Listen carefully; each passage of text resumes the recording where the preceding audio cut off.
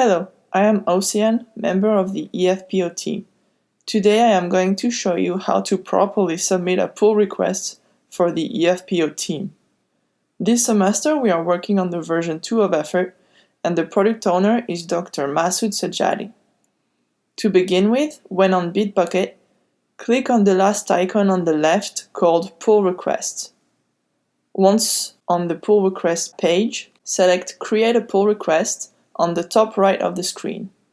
Then, you will have to select the source of the branch and the destination branch. Then click on Continue. Now, you will have to enter a title to your pull request. It has to give enough details to understand what it is about. In the description section, you will have to enter all the following details.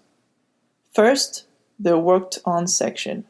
In this section, you should bullet point what you worked on during the sprint and the changes you are trying to merge. Bullet points should be clear and concise, not overly technical. Specific technicalities are spoken amongst the team, and if a testing or owner team needs more information, they may ask for it.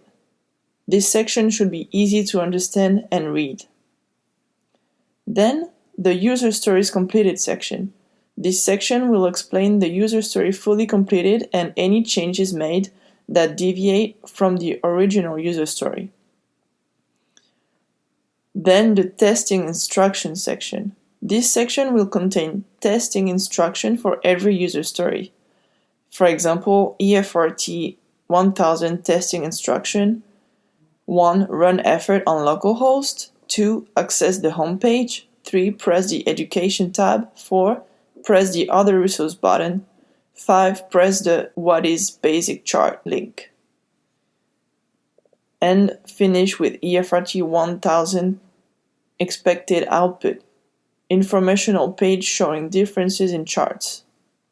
Once you have completed all these steps in the description section, don't forget to add the EFPO team members as reviewers, otherwise your pull request will not be noticed by the EFPO team.